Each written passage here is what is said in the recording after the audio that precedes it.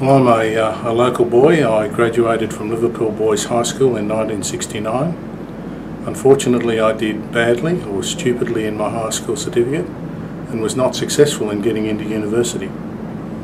I was not able to get into architecture, which was my chosen field in a drafting sense, so I did the next best thing and took up civil engineering for a year, when I was then able to get a job with a local draftsman in Liverpool.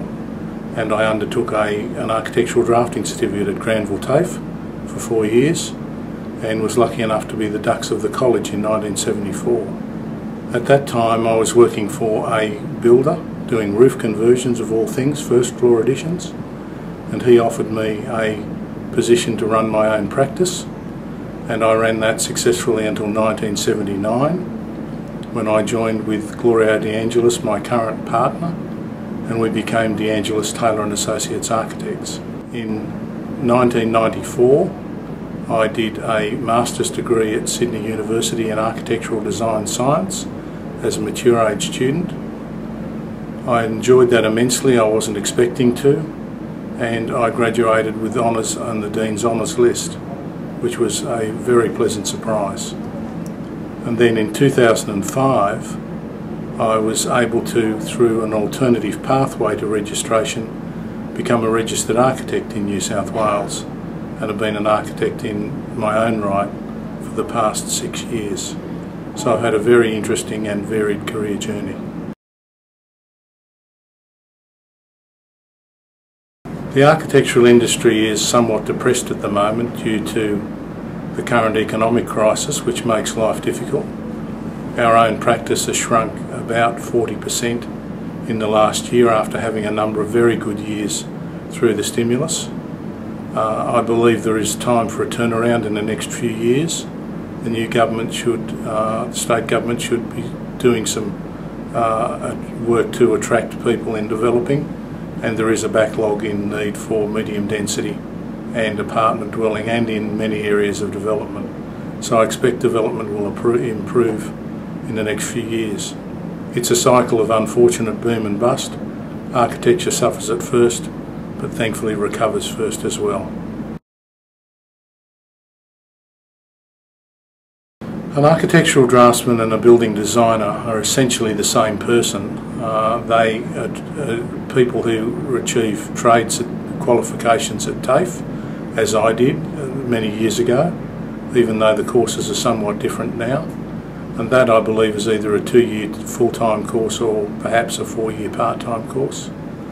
Whereas as an architectural qualification is a degree course which involves 6 years of study at university, and you then become a registered architect after the completion of that process. It is a higher qualification where there is much more requirement for design skills, communication skills, contractual knowledge, and running, in some cases like me, a business, whereas I would employ building designers and or architectural draftspeople to do my work for me. Entering the industry in the last few years and today has always been difficult. If you want to become an architect or an architectural draftsman, don't necessarily worry about your school certificate result, because you can always do something as a mature age student. What I would do is become very proficient in CAD as early as possible with some of the current free CAD programs on the net like Google SketchUp. I'd develop as much proficiency as possible. I'd try and develop a body of work by learning those programs, and I would hawk my services around to as many people as possible, trying to get work experience in architectural or drafting offices and doing my best to get experience wherever I can, and then obviously of course enrol in a TAFE course to get the necessary qualifications, because employers just won't employ people without any ability these days. They haven't, or any experience. They can't afford to. I have found networking absolutely invaluable. I have been a Rotarian since I've been in business. A lot of my work initially, and even to this day, comes from Rotarians. I use them for services. I'm also a member of my local Chamber of Commerce, where I served as president for a number of years, and that introduced me to a lot of business people around my town, and I was able to secure a lot of work through that level of networking as well. So I have found networking in any form, and I'm now in LinkedIn, which is a networking forum on the net. I found that invaluable, and you cannot do without some form of networking in life.